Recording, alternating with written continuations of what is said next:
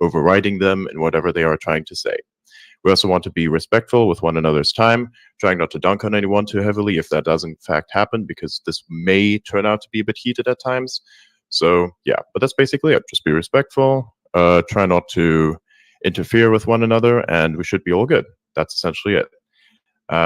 Before we get started, down and out, tell us about who you are, your personal history, and your qualifications.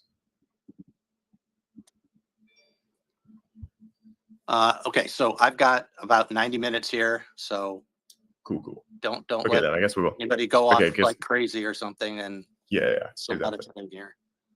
Cool. I'll just give us a brief summary. Well, I have been in writing software since 1970 or thereabouts. I've focused most of my career on the fundamental problems of reliability and security in software, which is, of course, an area that's of great concern and great chaos at the moment, as the government keeps getting hacked, the people building the companies keep getting hacked, everybody just keeps having problems with their security on their systems. And then, we build systems and they break. So I focused on the basic problems. How do we build software that never fails? How do we find all the bugs? There have been very few people who focused on that. They focused on the Silicon Valley model of move fast and break things, half-baked things, ship them out to customers, get money to move on to the next round, fix the bugs, add some more features, fix more bugs, and get to be a trillionaire. And that's sort of your Silicon Valley model. I did a little bit of that myself when I was younger. I did some of the earliest computer games. But I really focused on this issue of how do we build software, build it right, build it so that it never fails, and so it can't be hacked. And that's been 50 years of research, 50 years of running the company, 40 some years in the company, understanding it and deploying it in the most critical systems in the world, in our nuclear weapon systems, in commercial aircraft, in automotive systems, and in infrastructure, and all different kinds of infrastructure. We build a whole software development platform and operating system, compilers and libraries to build things, and debugging tools to help you find all the bugs. That's been my focus. We've done it with many companies, and we're inside things. We're not on the outside of stuff. We're on the inside of stuff, making things possible. So I started the company in 1982, and we've built it up since then to quite a successful company, and we've met our goals. We found out how to develop software that never fails and can't be hacked. All right. And we do that for the people who really matter, the people who have the systems that people are really concerned about. Automotive is a bit of a crossroads where, obviously, if you're building nuclear weapon systems and airplanes, everything has to be done very carefully. Everything has to be analyzed very, very thoroughly and carefully to make sure it doesn't fail. Thank you, Dan. But that's great. Okay, cool. That's a good summary. Fine. All right, and what got you interested in Tesla, following Tesla? By the way, Dan, we're getting quite a bit of a background noise from, I think, your side or Adrian's side. I don't think so. Okay. Could be me. Hang on, let me swipe down from the top right and turn on voice isolation mode. Yeah. Perfect. Dan, what got you interested in following Tesla? I hear that you were a big fan of Tesla a few years ago, and then something flipped. What flipped for you? Well, I bought a Roadster. I bought two Roadsters. Didn't you buy like 5 more recently? 3 more.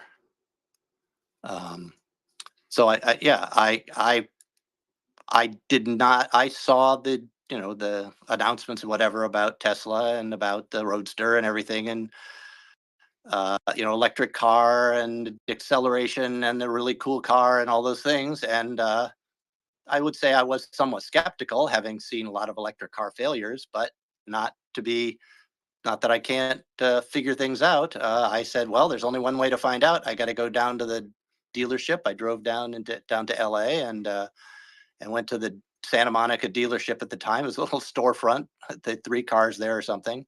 Did my test drive, ordered a car, got it delivered. I said, I've got to try it. I mean, does it really work? Is it really practical? So I got the car, I drove it. I loved it. I bought another one. So what changed a few years ago that you became very critical of Tesla and specifically FSD? Because I saw basically the stuff that came out, the beta, your early beta citers like Holmars and friends were going out there, and it was running red lights and stop signs and doing crazy stuff. And I looked into it and saw that's just that was terrible. I mean, what it was doing was terrible. Of course, it was being touted as awesome, but I have a different point of view about reliability and safety. It's not that it should work sometimes, but it needs to work all the time. Yeah, I completely agree, and that's the end goal. But do you agree that it's necessary to these tech to reach that end goal? And are you encouraged by the progress the FSD team has shown?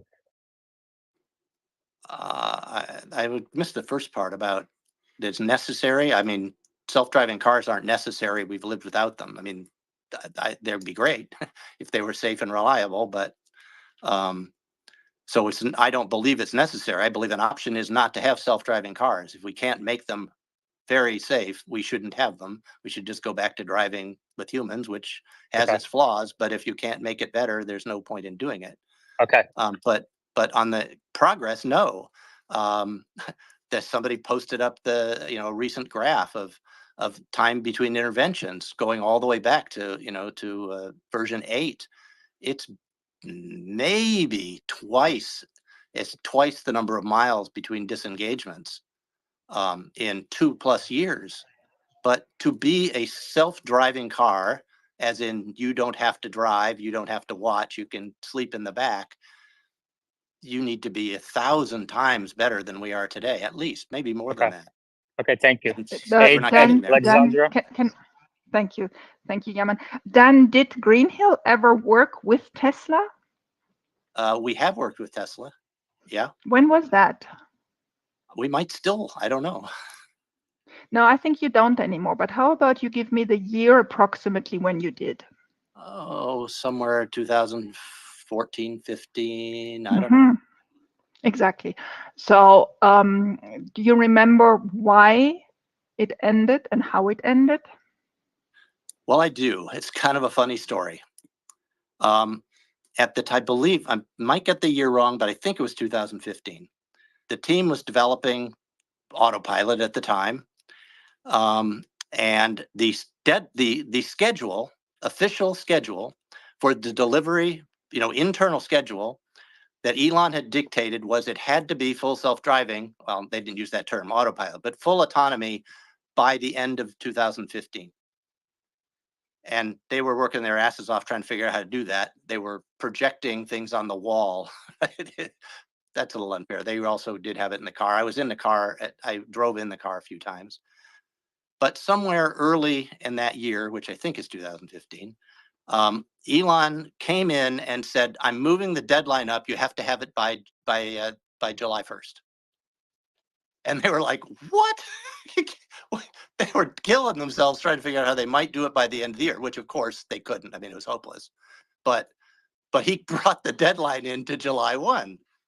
And well, you might imagine they didn't actually get it on July 1. He called the team in on July 1 and screamed at them and told them how they'd totally let him down and hadn't met the deadlines and fired the whole lot of them in a giant screaming match. And that was the end of it. That was the end of your contract with Tesla? Right. We were working with the team that was building the what is hardware 1, I think.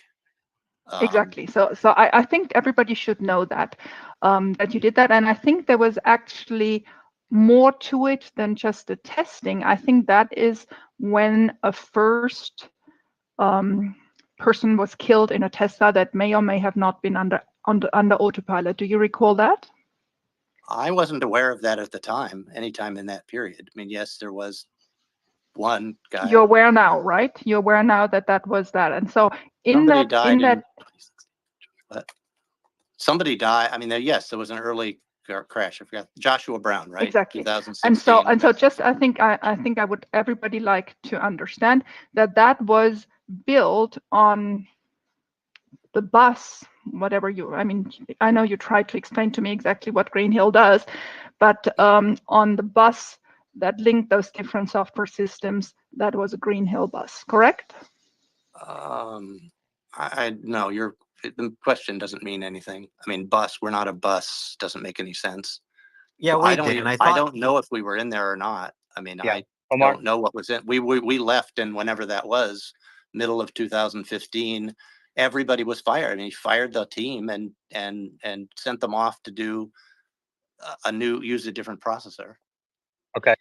Omar, jumping. Yeah, I thought you said that you had figured out how to build software that never fails and couldn't be hacked. So why did the system fail in that case? No system failed. Elon Musk brought that in ridiculous and preposterous deadline of the end of the year back into July 1. Nobody just said it was done. It was a diktat. That's what it is. Nobody But hold on failed. There here. wasn't any Let's bugs. dig into this He a little bit. canceled the project, slammed and fired Jamie Carlson. That's the Jamie Carlson incident, who went over to Apple, I think, or wherever it went. Okay, Oh, so now and they switched. Oh, they switched. That's right. They switched to Linux when Robert Rose came in. He was the guy at SpaceX who ran the SpaceX software team. Elon brought him in to replace Jamie Carlson, and to move the program forward using Linux. So they So that switched must to have Linux made at you that really point. upset. I know how you've hated Linux and campaigned against Linux over the years. How did you feel when they switched to Linux? Well, we were already out of the program by that time. I talked to Robert Rose at some length. I pointed out to him. He said, "I'm the guy who got." I said, "You shouldn't use Linux in your car. That's crazy." He says, "I'm the guy who got to the International Space Station with Linux." I said, "Like, doesn't it have to run 10 minutes to get there?" And by the way, rockets are a 2-9 system. They fail about 1 in 100 times. Your average rocket blows up, whereas your average car has to operate out to about 7 nines before it's even competitive in terms of its success. The amount of failure rate. That just because you can make it go on a rocket, they're like the least reliable products that are built that fail Is this and blow the? up. Hang on. Yeah, so I mean, I think you're Is this the acceptable rate of failure for rockets, or is this the actual failure for the rockets as it currently exists? Because SpaceX doesn't have every 9th rocket blow up. No, 100. Also, 1 out of 100. Can we do a Oh, quick 1 out of fact 100. check? Oh, yeah. Can we do a All quick right. fact check? I think Yeah, Meta. SpaceX is ahead of that at this point, but that's about the Yeah. average for other systems. Okay, Meta. Quick fact check, Dan. You said that you need 7 nines to be competitive with humans. Curious where you're getting your statistics from, because That was only a rough number. I don't Okay. know the exact number. I would think, as somebody who's worked in this space, you should know, or it's useful for us to know on the board that I don't. 5 nines puts you at about 1 every 165,000, which is roughly how often an accident occurs by human drivers. No, you're that what you just said is nonsense. Let me get into it. What is 5 nines, I believe, is 5 minutes a year is the failure is what That's that for means. That's server. what's That's for mean. servers, right? So people aren't driving 24/7, right? Yeah, So I know. You should normalize by miles. We can normalize by whatever you prefer, but if we normalize by miles, the accident rate is once every 165,000 miles. Would you agree with that? And I don't know. if that is, if you, we can look that up. If you don't agree with that number, that is I also, don't know. I mean, I'm not telling you you're wrong. You might be right. I just don't know. I got that number from the Waymo safety report, not Tesla, just because you might find that contentious. We can find it from other sources if you'd like. But if we say 7 nines, that's the equivalent of 1 every 16 million miles, right? So we're moving the bar quite a bit. Like I said, that was just a rough number. I know it's a lot more than five nines. But it Well- depends on what the equipment is and what the and all the details. But also miles is not the point. I mean, How would it's you not like to miles. normalize it so we can speak in math here? Well, I don't deal in nines. But then I don't think you should quote it, right? We should ground our discussion in facts if we can. It's fine. Like I said, it was just I don't deal in nines. I mean, really, we don't do nines here. We do zeros. Okay. 100%. No nines. 99.9, 99.9999. I don't. We don't deal in nines. Are you Those making the for claim people that that build systems that fail? Are you making the claim that your software has never, ever, ever failed? And if that is the claim, if somebody could find that your software had failed, what would be the remediation you would provide? No, I didn't say that. I know how to do it and I've done it. It doesn't mean every piece of software I've ever written is that way because some people don't care. It costs extra. You know, if you want something done in a standard fashion, I can do it in a standard fashion at a competitive price. But if you want to pay for it, I can make something that doesn't fail. Yes, that never fails. They've never failed 20, 30, 40 years. Not one failure, not one bug report. I shipped a product to a major customer, an important customer, and there's never been a bug report, not even one. Okay. In 10, Brian. 5 years. Ryan Denoma. Yes. So I guess my question to you is at what level would you say full self-driving would be safe? I mean, to me, it would be slightly better than human ability, or maybe the same as human ability. So that's actually wrong. Well, I mean, that I can show you why that's wrong. Okay, why do you think I believe even. So even is we kill one person that wouldn't have died to save one person who would have died. That is, you're trading. You're basically saying that we kill one more person, but one person was saved. That's what even means if you see the pain. So is that correct? And you say, well, yeah, why not? Okay, I have my firefighter example. Firefighter, brave guy, you know, house is burning down, runs into the house, saves the children, brings them out, saves 2 children. The next day, he goes and kills 2 random people on the street. Do we give him a credit for the 2 he saved and not put him in jail that he just killed 2 random people? Nope. We don't do one for ones. It can't be one for one. It has to be much better. And especially given it's a robot and it's a corporation and everything, minimum 10 is in my mind. 2x, nope. That might be logical. That might be logical, but you're living in a world, the people you kill will sue you.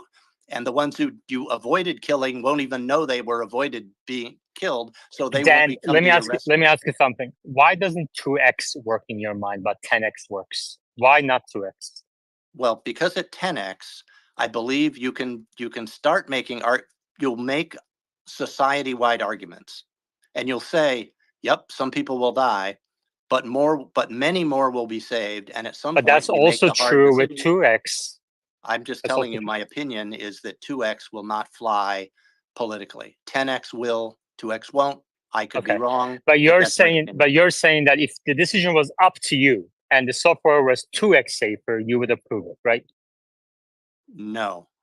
If it was my company, I wouldn't, because I'd get sued. All those people in the half that, you know, but what about the people that you could have saved? I know they can't, but they aren't going to not sue me because they don't even know they didn't die. I mean, they didn't die because we saved them, but they won't know that we saved them, so they won't come to our rescue. Only the plaintiff's lawyers will come after us. No, listen. I agree with you. I agree with what you just said, and that's the reality that Tesla and Elon faces as well. I guess it's just a matter of what do we prioritize here? Are we prioritizing not getting sued or saving lives? Also, just you won't save any lives if you get sued into the ground. If we're talking about lawsuits, Dan, I'm sure, you know, we could talk to lawyers and stuff, but there's a term in legal bodies called mens rea. You must be able to show intent. In your firefighter example, the person intentfully went and killed people. In the case of like medical drugs production, we don't sue companies because while they're trying to save many lives, there may be some side effects. There are many drugs on the market that save lives and sometimes have side effects, including death.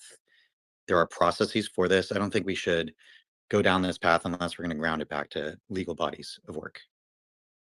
Well, I mean, you can bring up drugs, but I think they require effectiveness, and it has to be better. It can't just be even.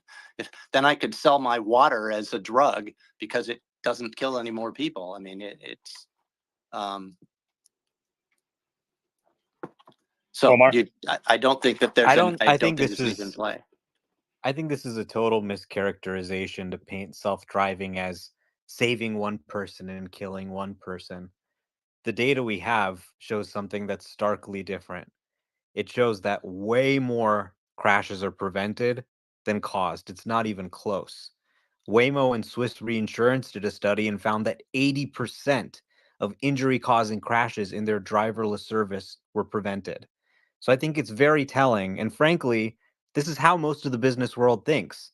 Yeah, I could save thousands of lives, but what if I get sued? And then I don't have a company anymore, right? This is the kind of thinking that we see in the industry. But the data is overwhelming. And I think just really like digging into the substance of the issue here, you said that you became against full self-driving because you saw Well, wait, videos of it okay, doing. you just dropped a whole big thing about percentages and Waymos and whatever, and before giving me a chance to respond to that, you just changed to a completely new subject. So we could remember that, and if you Okay, want, go ahead. but I What do you didn't have to respond say?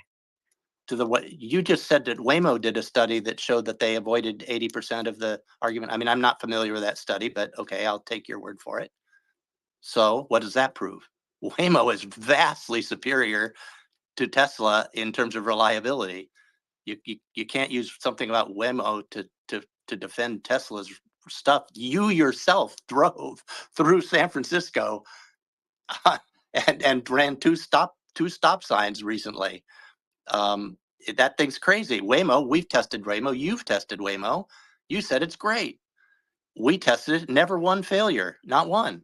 Now, I'm not saying that means Waymo is great and that it's even safe enough. I don't know. 5 tests isn't enough. You need to do like 1,000 in a row successfully, because that's what I do. I drive to work every day and I drive back every day, and I haven't had an accident since 2011. So I've driven, my commute. How much is that? 250 times 10, 2,000 times in a row without needing an intervention by somebody else to grab the wheel and stop me from doing something stupid. When you can do 2,500 Teslas back and forth to your work a day, I'd be saying, yeah, this thing's in the vicinity, Okay. worthwhile considering The that thing data should go. the data is go along. overwhelming for driverless and supervised systems. AI in cars prevents crashes every day. Things like Okay, automatic emergency braking with cross traffic alert, FSD, people have passed out. Just look at the fatality statistics or the injury statistics or the crash statistics for any car in the US and compare it to supervised ADAS. I mean, you started this by saying you saw these videos of FSD doing crazy things, but this is a supervised ADAS system we're talking about here. It's the driver's responsibility to push the brake if they need to, or do whatever they need to do to take control of the system. And your company, Green Hill Software, they're out at CES every year talking about their involvement with ADAS systems and other sort of automotive peripherals. So, I mean, how do you feel about ADAS? This is something that your company, Green Hill Software, is involved in. Are you spending millions of dollars on this smear campaign against FSD because it impacts your company's business? If you're concerned about issues that FSD is having, are you also concerned about issues with ADAS systems that are built on top of your platforms? And can you certify that they're error free? I think you're up to 5 questions. I'm trying to write them down as fast as you say them, but let's see if I can remember. Automatic emergency braking. Everybody's got that. That's nothing to do with FSD. Um, it it's a Well, completely independent cross unit. traffic automatic emergency braking, for example, is not something that most cars have. That's enabled by the work they've done in their vision perception system. But fine, I don't count that as FSD. That this is all basic ADAS stuff.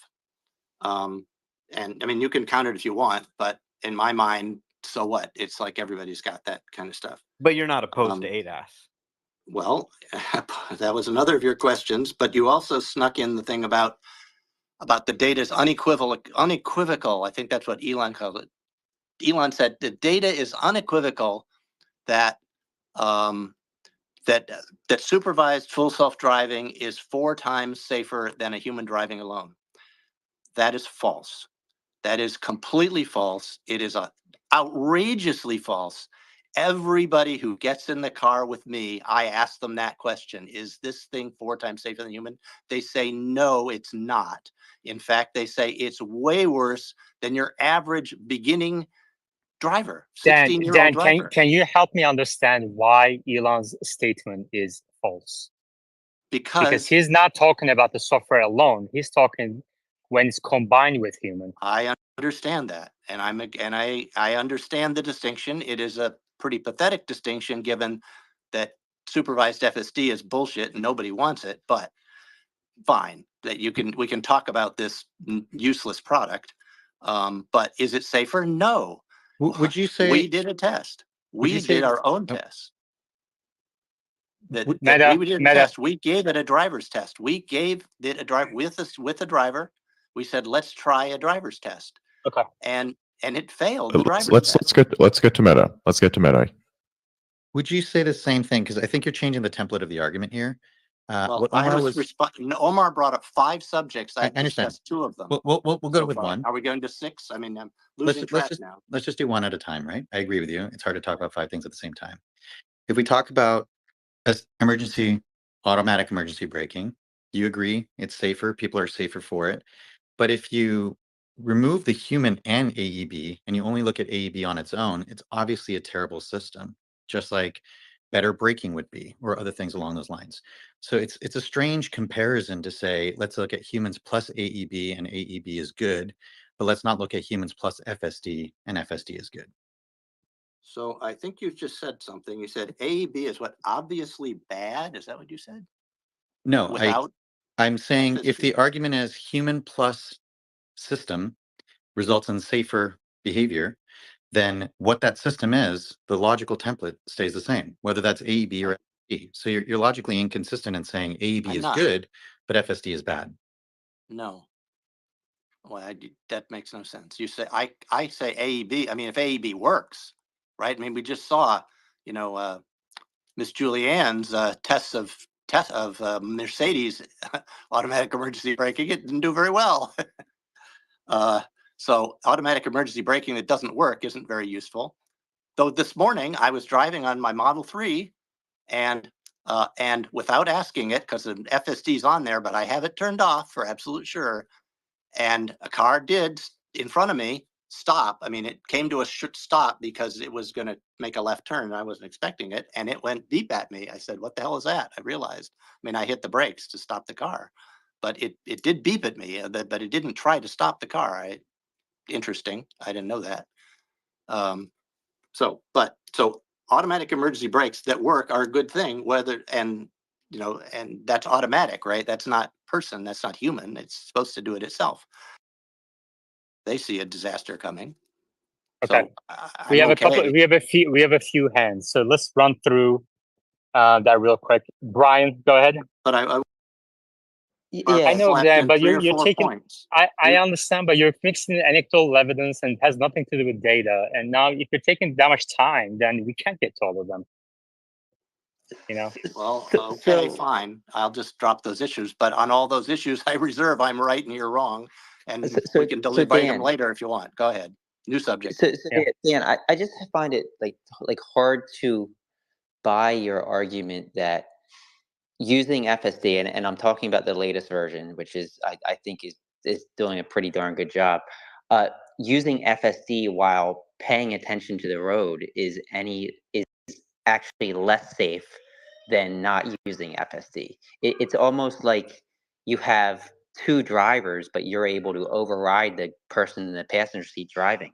Like, why wouldn't an extra set of, well, actually, what is it? 4 extra sets of eyes around the car be to your advantage when you can instantly override it? Several reasons. The first one is that it's actually driving, not you. Even when you're with a driver, it's in control of the steering and the brakes and the accelerator. You are just sitting there with your foot over the brake, with your knees, your shins starting to hurt because you have to hold your foot off the pedal but keep it next to it so that when it does something stupid, you will be able to hit the brake. Friday, they took me out for a drive. I was my first version 12 drive. We went out, we drove around here, and within 1 hour, we tried to go drive right into the side of another car, turned left in front of the car. That's the problem. It is driving, not you. So you're trying to correct its errors. You're not adding to additive. You're trying to take a terrible driver and stop it when it does something really stupid. So the driver is driving along with a supervisor and the driving, and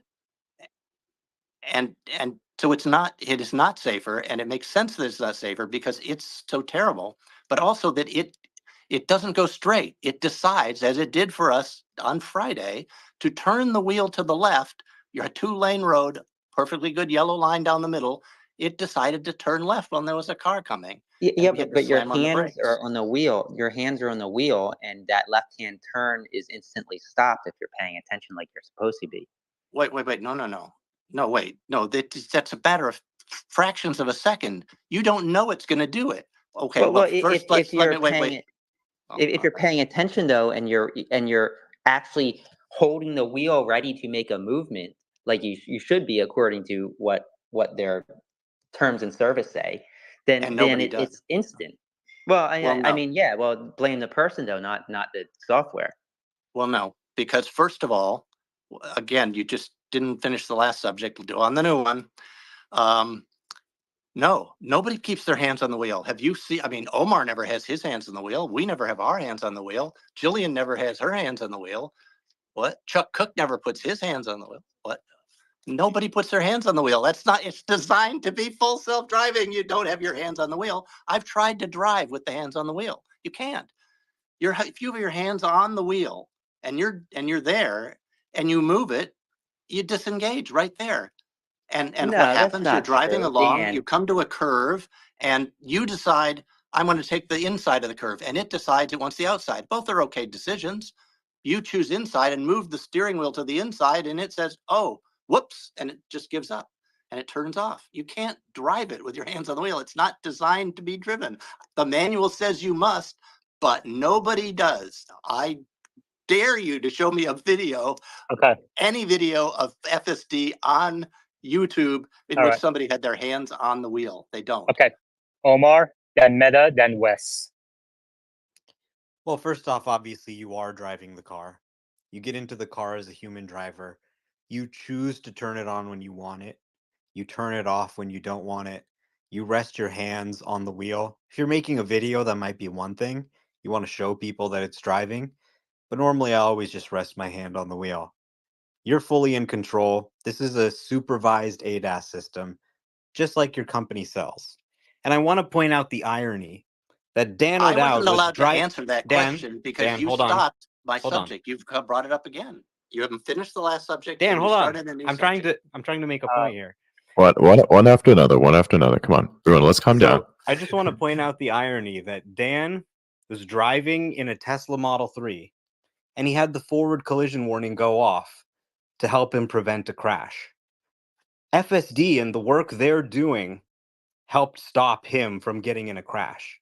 And he doesn't realize that this multi-million-dollar ad campaign he's spending against FSD is hurting people. I mean, there are crashes that are prevented every day from things like forward collision warning, automatic emergency braking. That's all built on the perception system behind FSD. This is something that unequivocally, I mean, why would somebody use it if they felt that it was going to put them in danger? This is installed on every Tesla for free. It's stopping crashes even in your own car. And yet you're spending millions of dollars essentially to try and kill people. It doesn't make any sense. Well, so you changed the subject 3 times again. So go ahead. Well, that's a good point. So what's your response before we go to Meta? Well, the response, I mean, how many things do I have to respond to? It's forward. I Just didn't turn. that, I just had that. FSD turned off. I guarantee you it was off. It's a nightmare to try to drive that stupid thing with FSD on, as it is for everybody. While you're sitting there waiting for it to, not waiting, but hoping. No, you know it's going to try to turn you left into an oncoming car, or into a car on the side of the road, or jump into the next lane in front of somebody in your blind spot. It does that like many times a day. You have to be watching every second to make sure it doesn't. And when you do, and I've tried driving it, it's terrible. But that was not, I got that warning. I never turned anything on. You said it's free. That's good. I'm all for that. That's not FSD. I know that because I didn't click the button to turn on FSD. That's not FSD. I'm against FSD, which is driving your car. You said it isn't driving, you're driving. That is false in every way. You do not have your hand on the wheel. You do not have your hand on the brake, your foot on the brake. You do not have your foot on the accelerator, and the car is driving. That is driving itself, not you. The human is supervising the software driving the car. That's what's going on. And you keep saying it's you. And Tesla says it's you for legal reasons so they don't get sued. But the product itself jerks the wheel with no warning when you have a fraction of a second to save your life. Okay. And I don't want that in my car, and neither do all the people who bought it. They're not Dan, using it. They're the not buck turning it on. stops. The buck stops with the person sitting in the driver's seat. So this is No, it supervised doesn't. FSD. Yes, it does. This is No, it supervised doesn't. FSD. People are encouraged. They have to keep their hands on the wheel, eyes on the road. And if the software does a mistake, humans must take over and prevent that. These I'm are only facts. trying to You're make sure that that's you're not disputing true. facts here, man. What? You're disputing the facts here. This is a fact. No, I'm not. I'm not. I am Meta. working very hard to make it be Tesla's fault for Okay. shipping a product that is not manageable by ordinary human beings. Okay. I Meta. won't drive with it.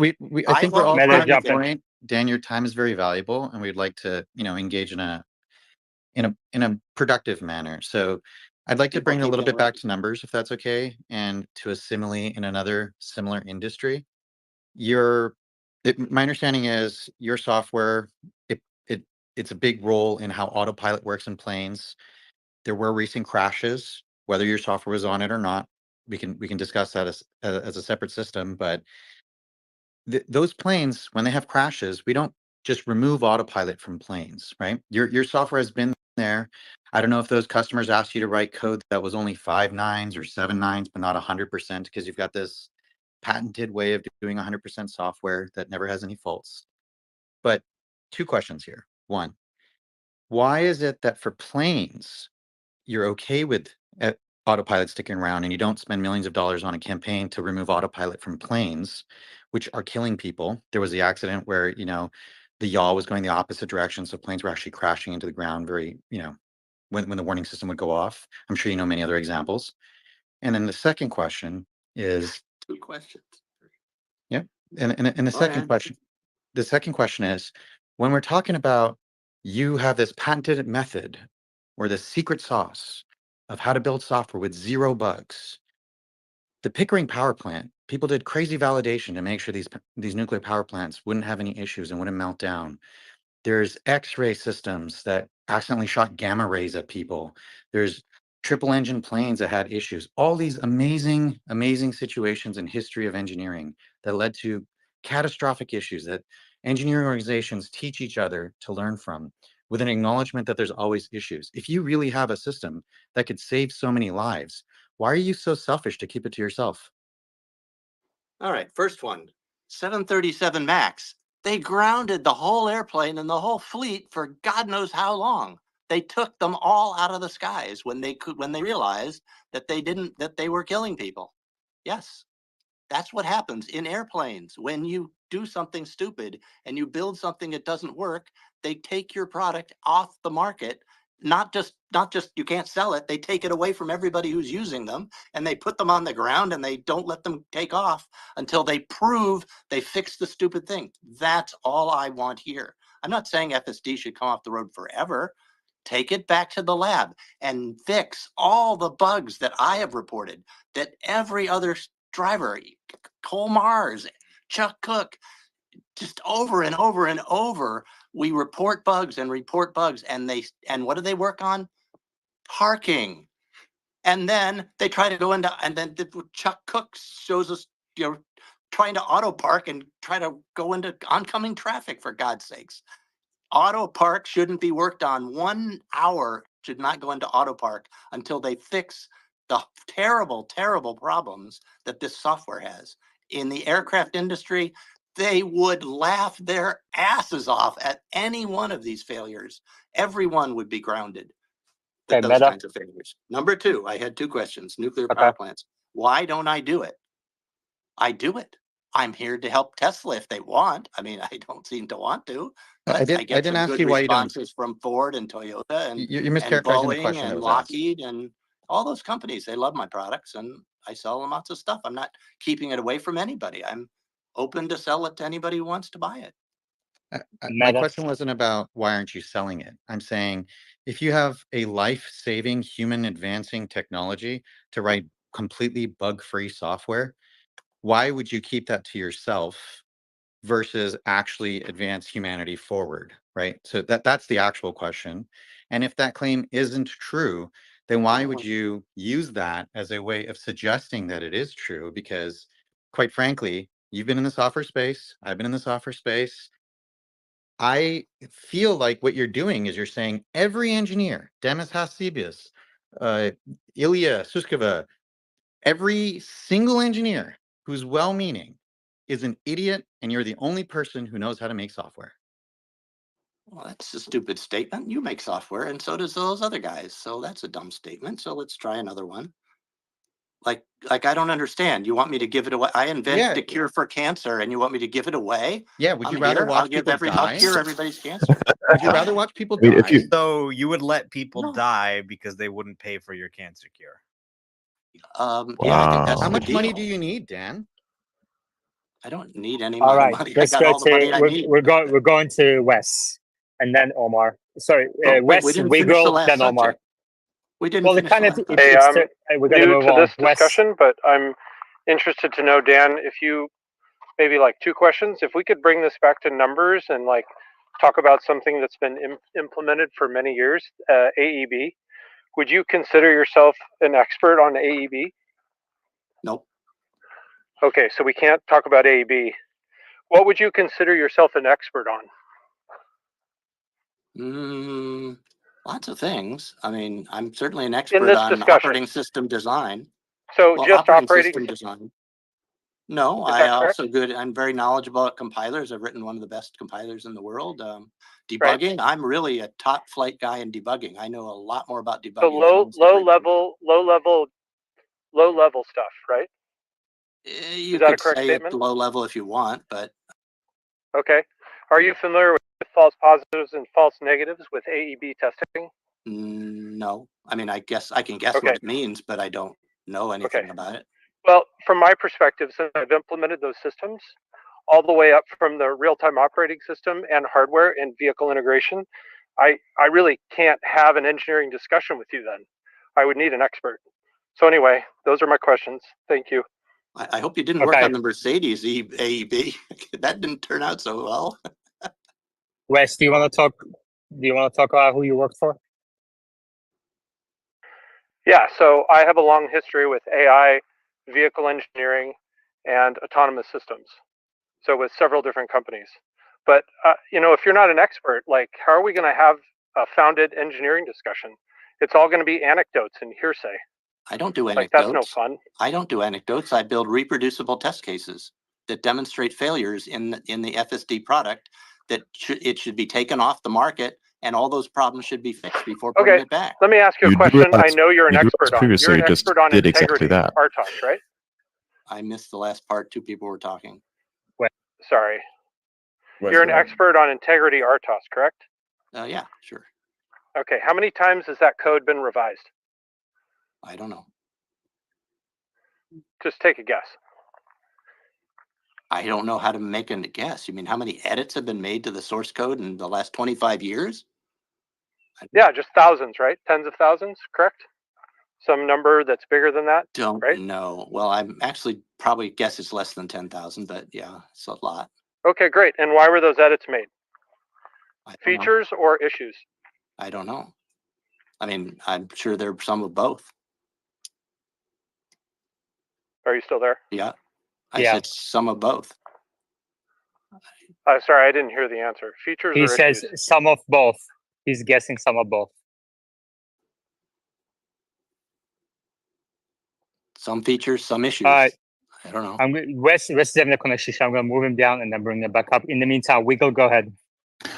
Yeah, Dan, you said Tesla should take the FSD back to the lab and perfect it and bring it back once it's ready. But the whole point of it training using real world data is to drive supervised on the roads and giving it real data that is not simulated or synthesized. So how do you envision the future of autonomous driving if you block the advent of autonomous technologies, which by its nature have to happen through supervised trial and error? Well, all that's wrong. It doesn't need to be supervised. Waymo didn't do it that way. Waymo didn't put something on the road until they had tested it thoroughly, both in simulation and, as I do, by writing tests, by building tests. This is wrong. This is false. They do I will actually have just do a supervision. quick fact check here, Dan. Even in their most recent safety report, they reported 20 accidents in the first the first million driverless miles without a driver behind the wheel. And the first one was severe. Nobody died, but somebody hit the car from behind. You can't have zero. You're making a lot of statements. You've stated you're not an engineer. I believe you've also stated you're not a lawyer. No. So I would ask as an engineer.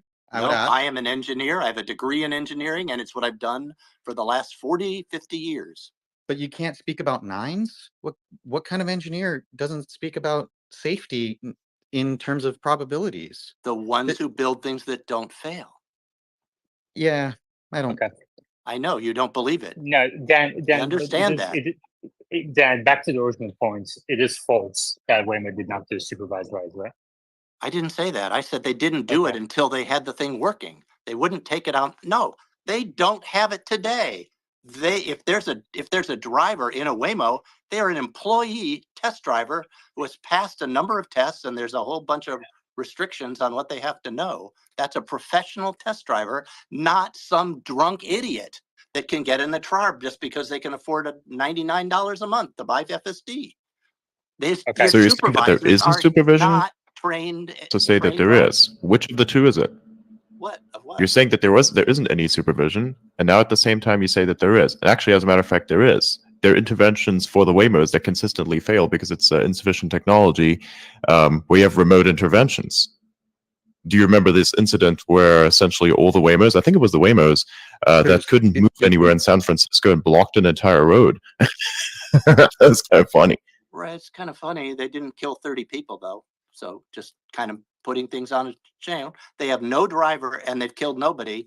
And you've got a bunch of ordinary citizens driving a car, killing a whole bunch of people. Which is more safe?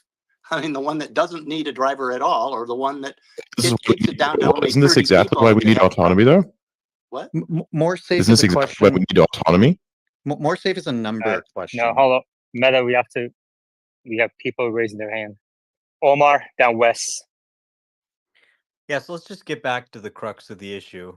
You say that you want to pull self-driving off the road until they can fix these issues. And I mean, first of all, they're sending out new updates every week, improving the software. It basically doesn't make mistakes anymore. It does almost all of my drives with zero interventions. Tried to run me off the road. Tried to crash into a guy yesterday for me. And when did it do it? Come on. I thought you said you didn't. I thought you said it didn't turn on. So again, that was the earlier. Okay, this well, one was hold on a minute. Friday. I tried to let's just think about this, right? Let's just think about this for a minute. So the crux of the issue, should full self-driving be pushed off the road, which is what you have spent millions of dollars to campaign for. Now, is this something that's going to save lives, or will it actually lead to more death? I think this is the crux of the issue, because I agree with you. If pulling full self-driving off the road would save somebody's life, then I agree that we should do it. But I One think the person. data is pretty clear that more people would actually die if you pulled them off the road. Now, we can look at statistics from NHTSA. In the most recent year, they said 1.35 fatalities per 100 million miles traveled on average. Those are the statistics we have. Now, FSD has driven 1.4 billion miles. If we just sort of multiply that out, it suggests that 19 people should have died traveling 1.4 billion miles. I think the data NHTSA has suggests that there was one fatality where somebody was using FSD beta. And that doesn't even necessarily mean the system was responsible. So you're essentially advocating for killing 19 people in my mind. You've spent millions of dollars for this. And when you look at the fact that FSD is now driving 1 billion miles every 60 days, this would essentially lead to an extra 5 to 7 fatalities every month, I think.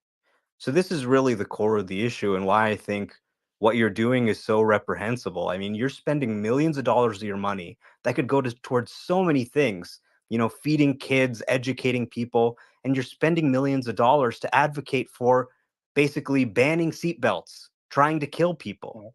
It's just so absurd. Dan, you want to respond to that? Yeah, that's all false. The whole thing is baloney. NHTSA just said that Tesla wasn't counting 82% of the crashes when it said it was safer. It says we're safer. Yeah. If you leave out 82% of the crashes, then yeah, you're safer. Come on, it's total bullshit. This has been going on for years and years and years. Okay. It is not. So then safer. where are the 19 people Wait a that minute. are dead? Nobody, he gets to talk for like 3 minutes and insult me the whole time, call me a killer and a murderer, and you cut me off after 30 seconds. Boy, this is really a great debate here, When did we call you a killer? When did we call you a murderer? Dan, you obviously have the most talking time in here. That's the way it should be. But because it's me we have against other all people. of you guys. No, yeah. I mean, Where's my allies? I'm hearing you out. I'm getting to understand your position a little bit better. But we do have to kind of keep the conversation moving because we have other people who want to ask you questions. But wait, he called me a murderer. He says I'm killing people, and I just sit here and put up with that. It's bullshit. When did we do that? You responded. When did we do that? Statistics for safety for the last 10 years. They've been claiming they're safer since at least 2015, where we've got a video of Elon saying it's safer right now in 2015. It didn't even know how to do a traffic light in 2015. He's saying these things out there. It's total bullshit. I know it was bullshit at the time. And all this safety, the quote, saving lives and whatever, all of that is based on manufactured false data. Like the ranges were manipulated, and the suspensions weren't having problems, and the whole painted black video is a complete fake. We tried it. We tried running that thing. It can't do it today. What he claimed it could do in 2016. Okay. Everything. Wes. So, and he calls me a liar. He says I'm killing people. It's all false data. It's all bullshit. It is not. I really like the safe. way Wes approaches this topic based on data, reasoning, and he tries to understand the other side as well. He does this in my spaces every day, and just great resource. Wes, go ahead. Yeah, sorry it broke up. I don't know the last thing that you heard, but we were walking down this path of like false positives and false negatives with AEB. AEB has been in production now for 2 decades, so I think it's worth talking about just to kind of ground the conversation in some math. And just so everybody knows, like a false positive is something that when the car brakes, the AEB system engages and there's nothing actually there to brake for. That's a false positive. And then a false negative is when it is something that it should brake for and it doesn't. And so this is all calculated by NHTSA, and the AEB systems that they have are tested so that they can understand if it passes some of these milestones. And so I'm wondering, Dan, is any of this relevant to you? Are you aware of any of this? I guess I don't quite understand. Aware of what? AEB? Are you? Yeah. Did you hear what I just said? Like, do you understand how like NHTSA like tests these systems, how they're designed? I don't know. Maybe they do. I've seen some people test AEB. I saw some Euro NCAP testing. Right. Well, but I don't remember NHTSA testing. Yeah, so in Yaman space, when I have these discussions, I usually speak with engineers who are experts in their field so that like we can kind of dive into these details. But, you know, if you're not aware of these things, then I really can't like forward the conversation from an engineering perspective. From my side, just so you know, these systems, these AEB systems are designed to not fail over a certain amount of time behind the wheel. And they're at some point they will fail. They'll have a false positive, they'll have a false negative. That is part of the game. Like that is part of the code. Like that's how it works. Mobileye designs these systems as well as many other companies, and I'm sure that you're aware of that. What I think is not being talked about is the failure rate. What is that failure rate and why does it exist at that level? And that's the conversation I wanted to have. But if you're not familiar with that, then I don't see how we can have a good discussion. So thanks for my time. Okay. Yeah. If I mean, I'm not. I don't have anything against automatic emergency braking. I put it in. Make it. If it works great, it should work great. I'm not against that. I'm against full self-driving, which takes control of your car and tries to kill you from time to time. And that's not a suitable consumer do you product. know the terms? Do you first of all? I just want to make sure you know the terms false positive and false negative. Yes, I know what those are. Okay. Why do he was talking about automatic emergency braking? Yep. You're wasting your time on FSD for him talking about automatic emergency braking. No, but that's fine. No, it's not a waste of time. Yes, it is. From an engineering We're not standpoint, we have talking to about this subject. You're talking about wheelies. Yeah, I'm not going to insult you. I'm not going to do that. I'm an engineer, so I just want to talk about numbers. Are you talking again? So you just said we have nothing to discuss because we don't have a common basis. Don't go off. Yeah, Give I'm somebody done. else a chance Thanks, Yaman. No. Cut him off. Stay on board. That's 3 times he's tried to talk and all he's doing is implying. Andre, go ahead. Thanks, Yaman. Dan, thanks for answering all these questions. And I want to kind of, I have 2 points to address, but I'll address one, and then if I have time afterwards, by all means. I agree with you that there is software that can be written and proved to be written correctly, right? There's a lot of research, including Microsoft research, that's spent on proving software to be correct in its function, which is there's methodology to do so. And there is software that powers the world that is always correct, right? Currently. However, there's an interesting nuance here, right? So we're no longer working with regular software. We're working with a neural net, which is an approximation function from input to output. So provability there is seemingly impossible unless you do it through testing. And so to improve it, you got to test, feed it back to itself, and keep getting it better and better, right?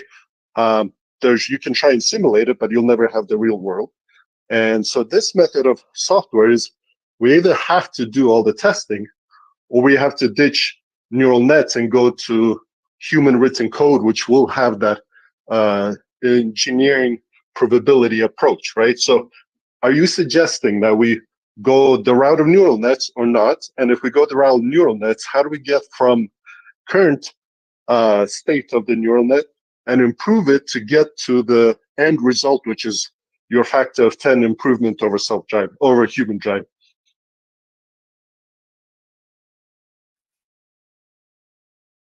Dan.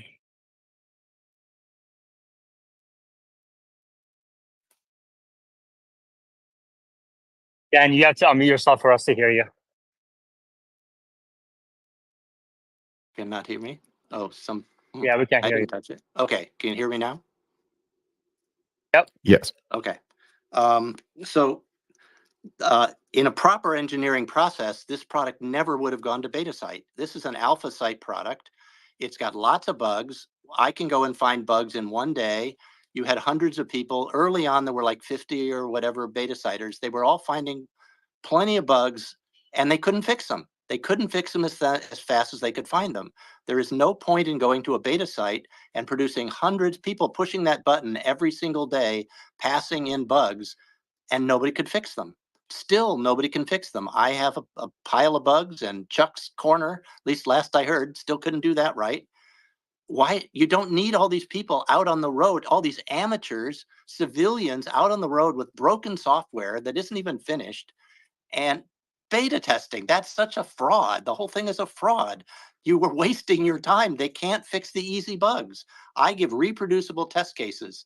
They should fix my reproducible test cases. Maybe I'll come up with some more. When I can't come up with reproducible test cases that work in the lab that don't require being in the public area, and you can fix all of mine and all of everybody else's and all of you should have a team of hundreds of people who sit around all day trying to find ways to trip it up.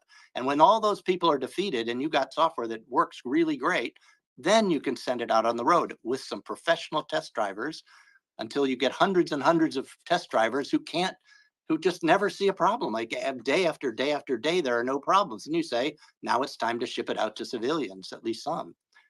That's how Okay. software is supposed to be shipped in Yeah. safety critical systems. Okay. It's not Adrian. being done. Do you mind if I Have you follow up ever, with so given, Oh. okay, sure, go for it. I meant Adrian, not Andre. Andre, just stay on mute. Adrian, go ahead. Okay, good. Yeah, so if what you're saying is in fact true, that this is your standard, and that you in fact know what you're doing, so you can detect certain bugs and perhaps even fix them, which I think is the exact crux of exactly what you're trying to do. This seems to be a two-sided thing here, where either you are trying to say work for Tesla, get the money, and provide quote solutions, or build your own system and get Tesla's FSD banned. Now, if you are to construct your own solution to this problem, would you do it? And have you already done that? Because I'm pretty sure there has been a case where your software has been in at least one vehicle and tested. Is this correct? In what, Tesla? In one vehicle? No, tested. Yes. Test. Yeah, Oh, yeah. yeah, I'm pretty sure your software's in lots of software's been in a products. vehicle that we tested, right? Remember Yeah, that? sure. There was a test done in Germany, I think. Test done? I don't know. Well, there's the Euro NCAP stuff. Yeah. Okay.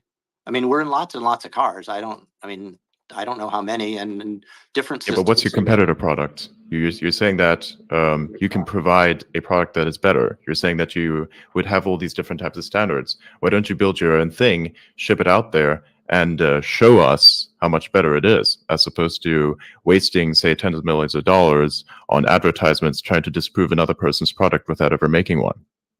You mean me developing a full self-driving car system? Yes. Yes. If you think you know better, then I dare you to do so. Well, no, like Google has literally spent 15 years and I don't know, 20, 30 billion dollars. Elon said he's spending 10 billion this year. I don't have that kind of money. I can't do that. Then perhaps it is obvious that your systems in certain cars are becoming obsolete. Could this also be the reason why you are so heavily opposed to Tesla software? No, there's no chance this software is ever going to be if it's ever going to be self-driving. There's no chance. It needs to be. It is self-driving. It is self-driving. Sorry. I've been in a car. It is safe self-driving. I've been in a car where so there are different modes, by the way, to FSD. There are different modes to FSD. Okay. You can select the chill mode. You can select assertive. Those are the two opposites from each other. There's also a medium mode, but those are the two opposites. One is actually more unstable than the other. So if you're going chill mode, it's actually slower. It almost behaves like a driver who is overly cautious and is exactly that.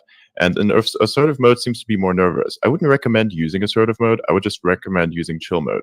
Now, usually if you're on chill mode, you get zero intervention drives. I myself have done several drives with the latest version of FSD on chill mode, and I've done zero intervention drives. I haven't experienced any problems whatsoever. It is, by all intents and purposes, full self-driving, even on the highways where you have, environments of high complexity, which is usually where errors tend to, where usually errors tend to flare up.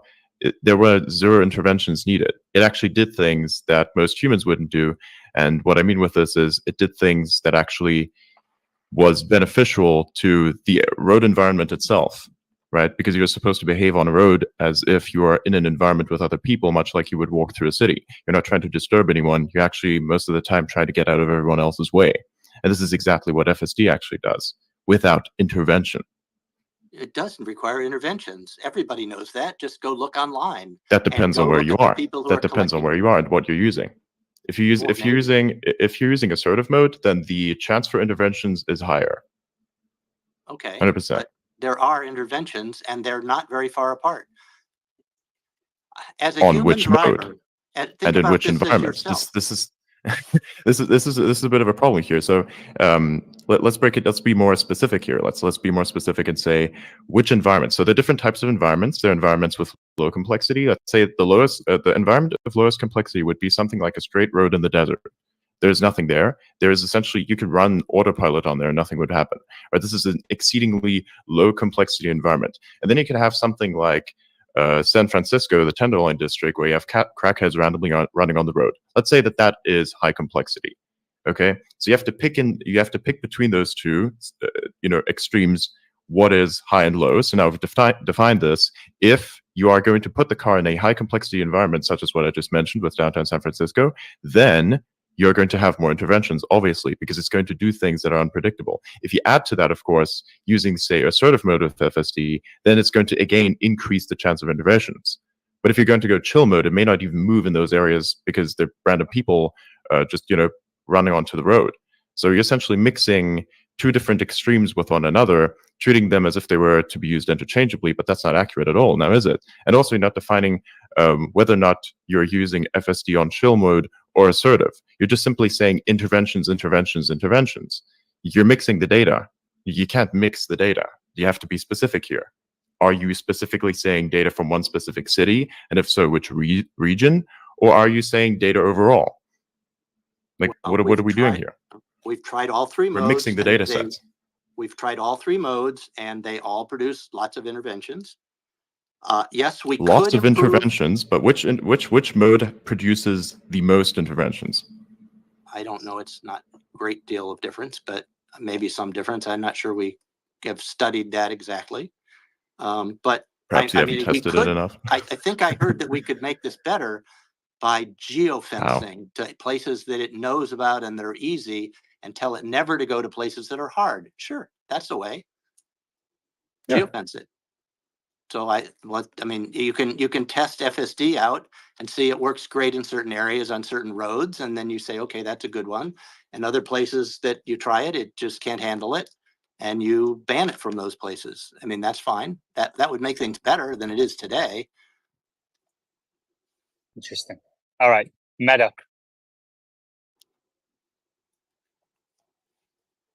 Dan, are you familiar with unknown unknowns? Yes.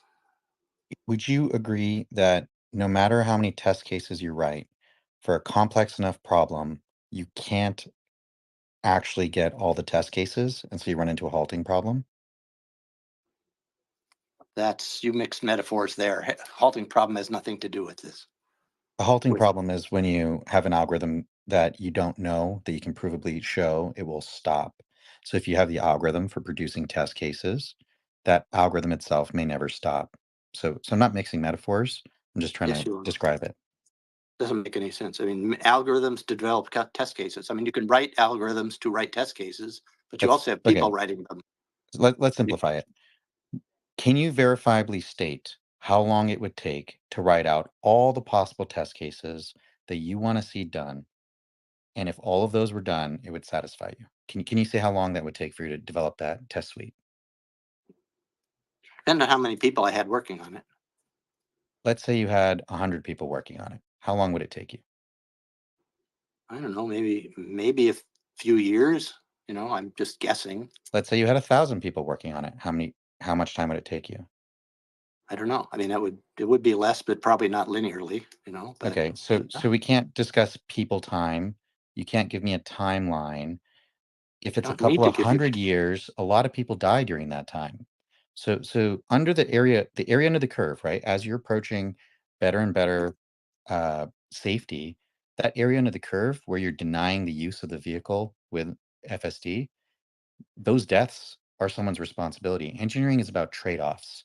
Engineering is not about 100%. Well, I disagree with your premise. The more you keep FSD off the road, the less people die. That's not what the data shows. If you have no data to prove that. You have nothing. If we're talking about fatalities, there are hard facts. If you want to discuss, if you want to discuss accidents where airbags don't go off, that's a different discussion. We can have that discussion. You could say there's property damage, but fatalities, unless you're saying Tesla is somehow burying the news about people dying at massive numbers, or NHTSA is burying that, or there's some greater conspiracy, I would ask you to produce those numbers. Otherwise, what you're saying, I'm not a lawyer, but it feels kind of libelous. No, it's true. I don't have all the data because I'm not NHTSA. I'm not Tesla. I have no downloads from cars.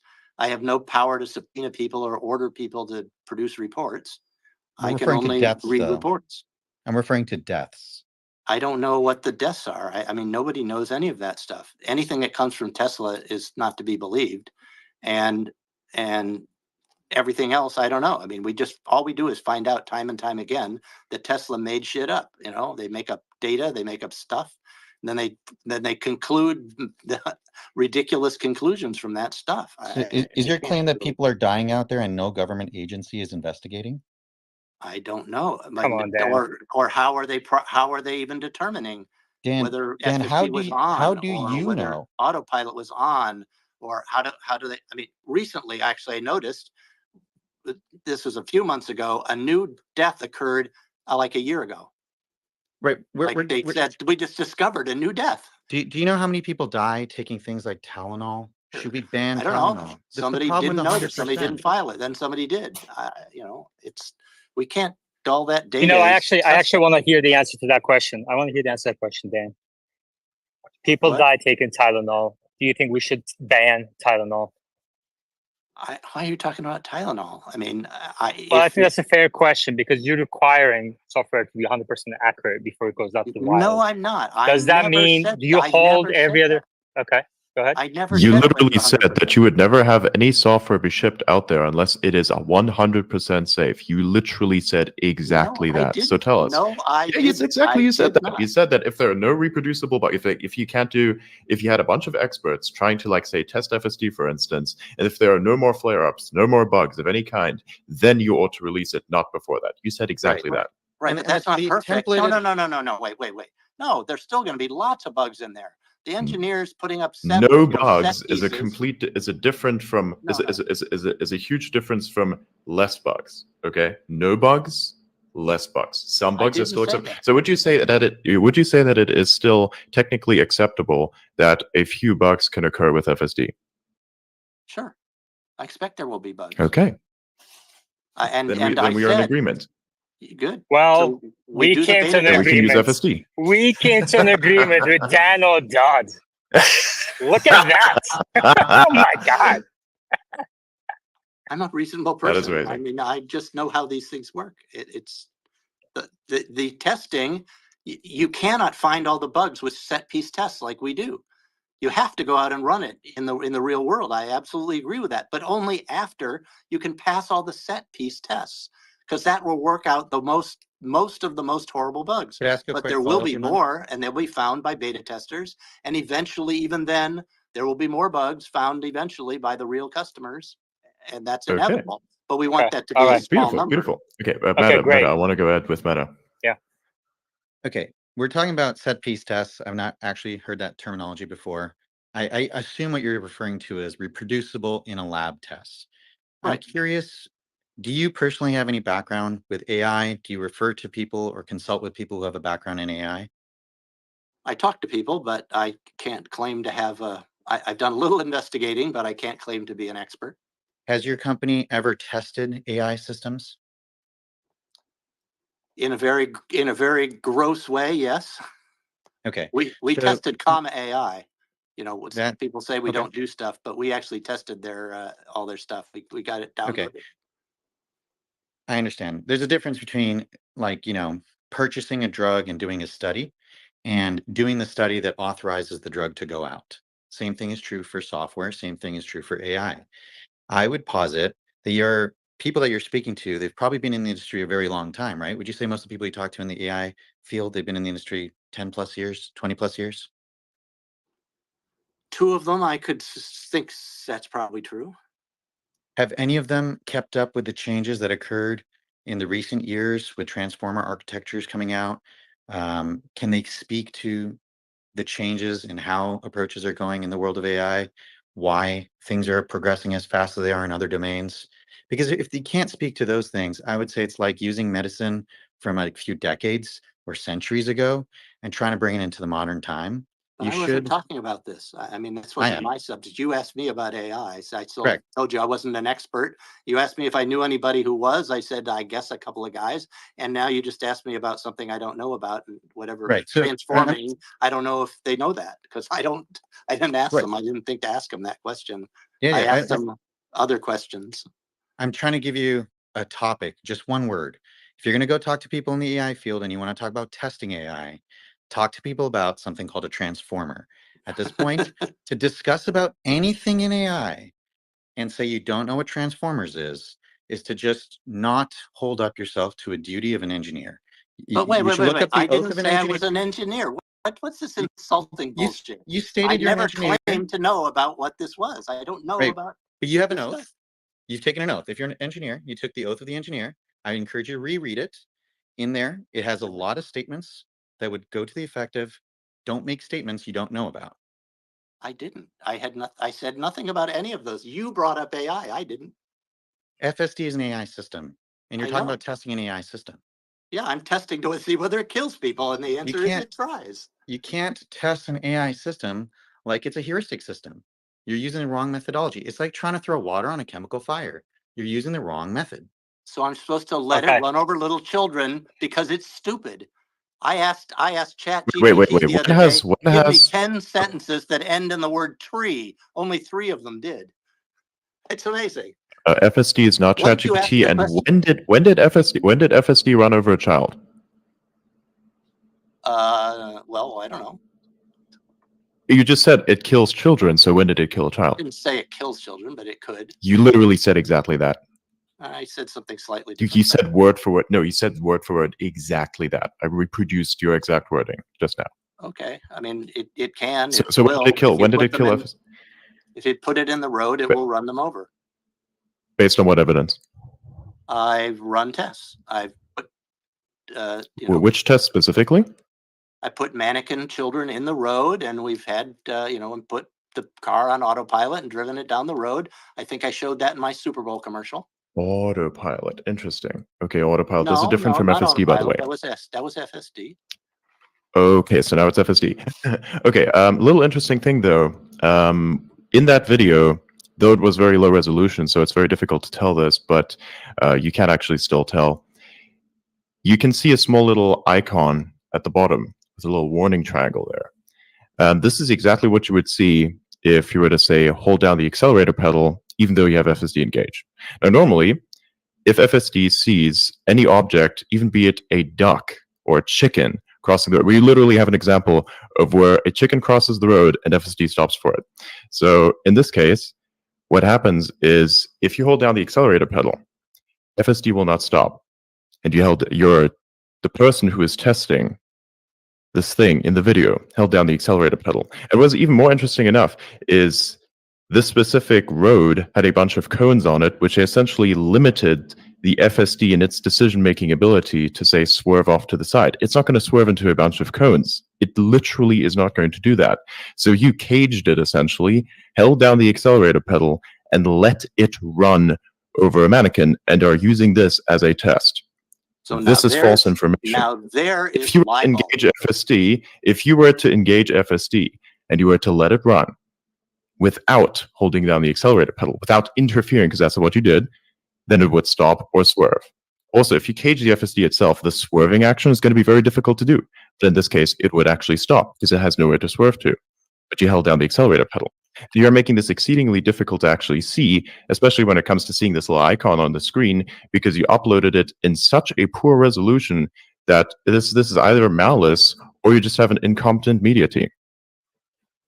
No, that is false and actually libelous. How? It is not true. It's absolutely not true. The accelerator pedal was not pushed. I have affidavits to that behavior, just in case some idiot said that.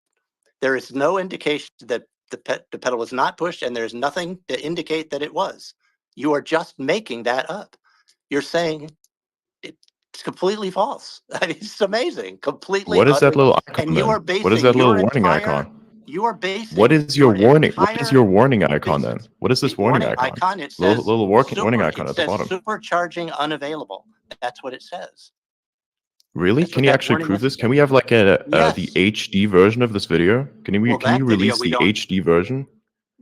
That video is just taken by somebody in the back seat with a handheld camera. That is very convenient, isn't it? No, that's just because there was somebody in the back seat with a handheld camera. There's no obligation that we had So anybody in the back seat. a Super Bowl ad that you spend millions of dollars on was filmed by a random person in the back with a handheld camera in low resolution. No, that is Really? you've made several mistakes. The one you're talking about with the cones and everything, that was not the Super Bowl ad. That was the August 22 ad at the racetrack. And you don't have that video. You don't have that video still. We have all the videos, but there's no high resolution video that shows the screen. Okay, cool. that The next shows time that when you part of make the a screen. test that you'd want to release to the public, I'd highly implore you to upload it in at least 1080p and to have the screen in full view so we can see exactly what's going on. It is, but you can't. Well, yes, we reran the test. The people complained about that. We reran all the tests with the accelerator clearly visible, with no cones, and it ran them down anyway. Okay. We You're have basing 6 your minutes. entire understanding of the situation here that everything I say, you're claiming that everything I say is wrong because of this one thing where you're just absolutely 100% wrong. You have Absolutely Well, not. then- No, we then- made other okay, examples. No, and no, you're no, no, guys. no. This is absolutely true. wrong. This is not true. This is not true. And when you No, finally we made accept other that that is examples. true, We made and you can many find other out by examples. This is coming just one out of different examples that we brought up to you, all of which you vehemently denied despite evidence itself. All right, So I gotta. this is no just Actually, an let me step example. in. It's Let me false. step in. But yes, Let me step in. yeah, Let man, me go ahead. step in. Okay. So there's obviously a lot of emotions, right? It's not about emotion. It's what's Okay, true Dan, and what's hold on. false. Okay, I understand. But the problem right now is everybody's kind of both sides are starting from the other person's false. Okay, I think we were in a good point, and I kind of slipped a little bit again. I think we just kind of take a breath. We have 5 minutes to go before Dan runs out of time. So let's kind of do a round of final statements. I think we learned a lot here, and we can have another space later on, and with more data. And with Yes. what you're taking, let's say a few words about what you learned from the space and what you're taking away from the space. And then next time we come, we're going to consider new data. Omar, let's start with you. Yeah, I'm kind of disappointed. I feel like we got on a lot of tangents and didn't really get into the substance of what Dan's saying a lot. But, just to get into the data, right? Because he says, oh, Tesla's data is all fake. So to respond to that, 1.35 million fatalities per 100 million miles. That's NHTSA's statistic for the average car. They've assembled data not just from Tesla's telemetry, but also from reports that they're seeing in the field. For example, police reports and things like that combined with the telemetry. So they have a pretty good example of how many crashes are actually occurring. And they're not just relying on Tesla for this information. If you believe that they drove 1.4 billion miles, and if not, they're committing blatant fraud, then 19 people should be dead. You, Dan, you came out with a New York Times ad and you said this software needs to be pulled before it had been released, or tons of kids are going to get run over. Not one kid, to my knowledge, was run over. There's over 1 million people running this software right now. 19 fatalities should have occurred if 1.4 billion miles were driven. Instead, NHTSA says they're aware of 1 fatality, not 19, 1. That suggests that 18 lives were saved on a statistical basis. The crux of the argument here really is, by spending millions, has Dan advocated for something that's going to save lives or actually kill people? Okay. And I think the data is pretty clear. If you were to ban FSD, you'd see an increase in fatalities, injury-causing crashes, and just property damage. Okay. Thank you, Omar. We're going to go to Wes. I don't know if we're going to have enough time for every hand, but let's go to Wes, then Meta, then Dan. Thanks, Iman. I'll be quick. I think it's really important for people to realize that Dan was saying that he doesn't feel like he's an expert. We should take that into account when looking at the things that he reviews. And also, if we were to unequivocally get an answer to this kind of debate, I think that Dan's test should be done with a NHTSA official there to not only validate the results, but to have this kind of public facing. So anyway, that's my 2 cents. Okay, Alexandra, Meta, Dan.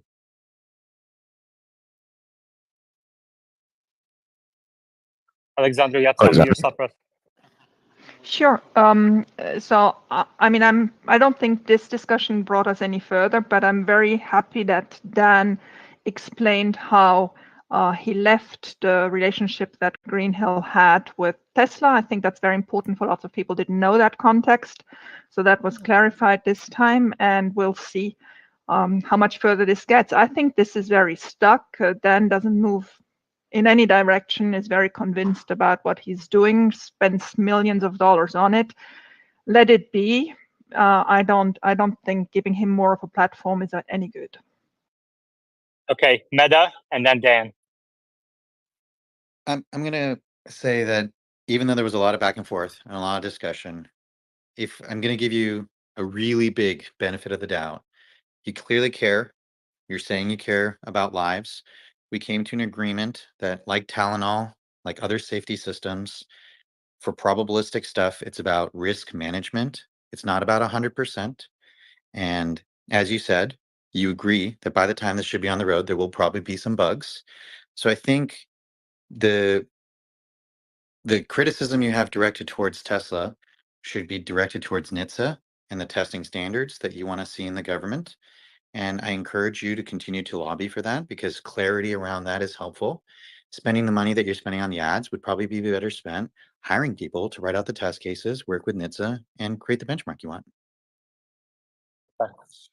Dan, you have the last word. Well, so much of this comes from the very beginning, which we heard from Adrian, which is those tests were 100% legitimate. He believes they're faked. He stood there and said it without any qualification, that it was a cheat, that the person did something that they did not do. And I know they didn't do it. They were under full instructions. We got an affidavit from the driver to ensure that he wouldn't do it, that he didn't do it. We went to every effort that we could to do it. And when people said, well, you didn't have a proper camera, we did them again. So just to prove it. And we invited everybody. I invite Elon Musk. I've invited NHTSA. I've invited everybody. I've invited Alexandra. She refuses. She lives a few miles from where I live. She won't come see the tests. To see it, to see the proof that the tests are real. Once you accept that the tests are all real, now you know how bad it is. That's why people want it so desperately to be false, the tests to be fake, because if they're all true, it's bad as I say, and now they have a problem. And that's Okay. and that's the fundamental problem with it. And we Could I know, ask you again, a from follow-up using question? this product, Adrian. we can demonstrate that that it is not as safe as human driving. It is straightforward. And everybody I put in the car and we go for a drive comes back and agrees with me that it's not safer than a human, including all the people who turn it off after they buy it, which is 85% of the time. It's not safer. Dan, I just want to say, so I hold a daily space called Tesla Live, and we dig into these things one by one at a very deep level. And you're always welcome to come in and speak with my speakers who are very knowledgeable about AI. Some have worked at Tesla before, especially on autopilot. And you're welcome to my space and to chat about this at a deeper level, because 90 minutes in such an important technology is just not enough with so many speakers. Okay? Yep. Well. Okay. Adrian? So Dan, now that we've previously agreed that some errors will in fact occur, let's specify which kind of errors are acceptable and at what rate. Well, as we do with our software, we have people whose job it is to find problems and create horrible test cases to trip it up. And I have a whole team that does that for our software. And there should be a whole team who does it at Tesla. Yeah, true. Of building course. reproducible tests. But now, let's say that we have a bunch of bugs. At what rate? What's the failure rate? Let's just imagine we can create a failure rate. Which failure rate would be acceptable to you? Well, if there should be no bugs that would cause a severe accident, a serious accident that we know about, that we haven't fixed yet, that we keep testing, we keep fatalities, finding bugs. If potentially. U.S. fatalities were reduced from 40,000 to 40, would you say that software should be pulled off the road?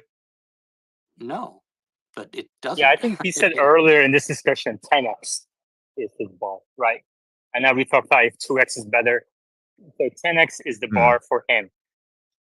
For civilian use. I mean, you have Okay. professional test drivers before that who would operate on a less reliable system because they know what to do. They've been taught what to do, and they're experts. And many of the beta testers are exactly that. I mean, they drive the thing, so much. They all know. They know what all the glitches are.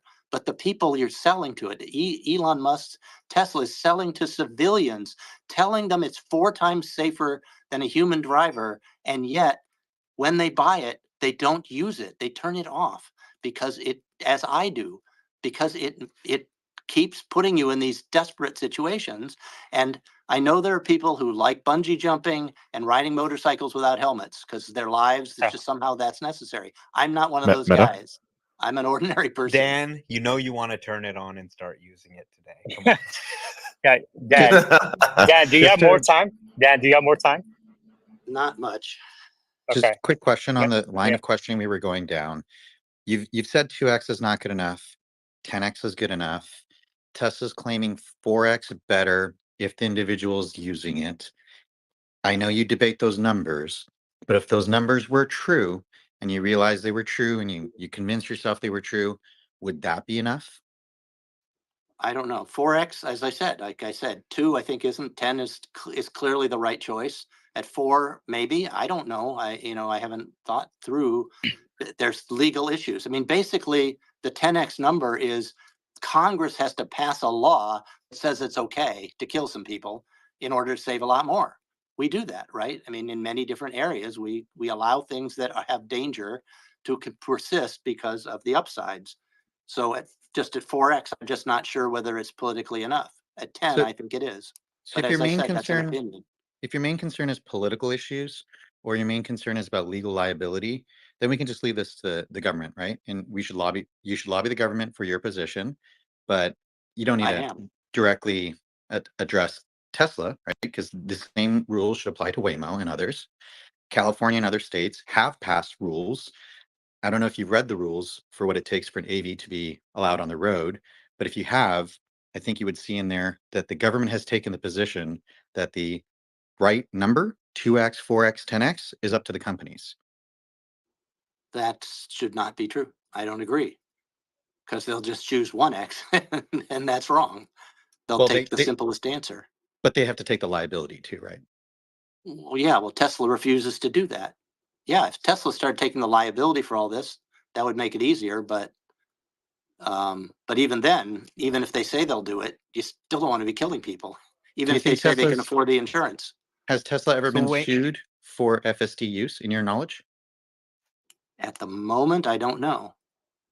So Waymo says they've reduced 80% of injury-causing accidents. They're essentially 5 times safer on injury-causing crashes. Should they be pulled off the road? I don't know. I don't know that that it's 5 times. You told me that. I haven't read that myself. Check out the study from Swiss Reinsurance. Right.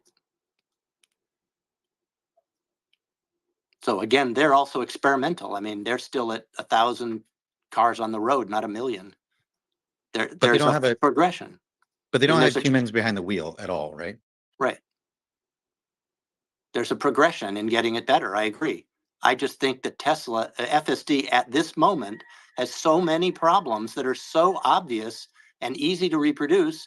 And the engineers should be taken off of parking and everything else they're doing and spend 100% of their time getting rid of the safety problems that we know exist, like stranding you in the middle of the thing with Chuck's corner, or driving us right headlong into the side of another car, or whole Mars running true stop signs in one trip across San Francisco. right? Well, I mean, So they That have was fixed. supervised. That was They have Alright. fixed supervised. the You were issues in with the 12, right? guys. you were in Like, the for seat. example, the stop sign issue you pointed out, we tried it again in 12 and it didn't run that. So, But I mean, but it seems like the safety critical issues are dramatically down. With 12, it almost never makes any mistakes. like I said, I haven't driven in that car for a long month, 6 months maybe. I haven't driven on FSD. And the first day that we got 12, we got 12. They were playing with it for a while. Then they said, Dan, come on, let's go out. And we went 1 hour and we crashed. We would have crashed into the side of another car. What am I supposed Yeah. to say? You know, we can't go on and on about these anecdotal evidences from everybody, but at the end of the day, what matters is fleet-wide data, statistics, and for that reason, I do encourage people to check out TeslaFSDTracker.com. I think Elias is doing a great job with the limited data that he has. Just going to give it a shout out to that website. He has don't just look at the homepage, 1-2 graphs. Look at through all the pages that Elias has put together. And we discuss every day the limitations of that data, but it guides us in our discussions so that we can base these discussions on data, not anecdotal evidence. All right. Good place to stop the conversation. How much more time do you have? We agree. I Dan? mean, I agree that that those guys, you're collecting that data. That's a good thing. And other people, I'm encouraging people like Miss Julianne to go out there and really test the reality, not just keep putting out phony reports and So stuff. she actually comes into my spaces too. We discuss frame by frame some of the things that are happening on these edge cases you're talking about at a deeper level. So this is going to be a conversation, ongoing conversation, right? It's not going to be resolved. It's such an important issue. It's not going to be resolved in 60, 90 minutes. But I'm glad we were able to bring everyone together in one space for the first time so that we can actually start this conversation. Can I ask one last question, Dan? Why do you think the regulators haven't listened to your calls to ban FSD? I'm not so well, because they weren't convinced of the issues, but their latest report said that the statistics on accidents were wrong. They said that the driver monitoring system, which is just terrible, and it doesn't work. I mean, those were our issues, and the geofencing of the software to areas that it's been demonstrated to be safe, or vice versa, only to places it's been demonstrated to be safe and not anywhere else. We asked for that, and they brought that up too. Now they haven't done anything regulatory like take it off the road or tell what they have to do, but I think they put down that, and they brought up all these key issues that they had not publicly discussed before. They had, there'd been discussion. I mean, I've sent them repeatedly all these things and shown them videos and data that we have to all these effects. I felt that basically their latest report pretty much states things in our terms, in the way we state them. And now we're just deciding whether, one, is it really safer now that with a driver, with a human driver and and FSD, supervised FSD, is that actually safer than a human driver? A key question. If not, it shouldn't be on the road. And then, where are we in terms of overall, fixing all these terrible security problems? Do you ship it when it has all these bugs? Not bugs. I mean, safety violations, safety problems. Do you keep shipping it, or do you do what I say, which is you put it back in the lab, you run it through its paces, you hire people to try to trip it up like us, and then when you fix all those problems, you say, okay, now we're ready to go to the road. Okay. Adrian, you want to close off the space? Oh, yeah, sure. Yeah, I think this was a really interesting discussion. We should definitely have a follow-up to this at some point at your discretion. Most of us are live, much like with Tesla Live. I'm just kind of an organized space. I tend to do at least 1 or 2 a week, mainly just organized topic-specific in advance. So if that's something that you'd like, similar to this space, then do hit me up again, and we can do this at some other point, perhaps even after 8.8, because Robotaxi does come out, and I believe this is a highly contentious thing for you. Should be interesting to hear your thoughts on that when it does come around. Of course, no hard feelings. I don't really have much of a bias here against you. I like to have a discussion. If I did have a very bad bias in terms of being a cultist, much like as the Tesla cult is usually framed, then I wouldn't even have you on the space. But I enjoy the discussion, and I thought this was it was pretty productive. It was pretty productive. So yeah, if you'd like to do this again, let me know and we'll organize something. Thanks for coming, by the way. All right. Well, we're always here.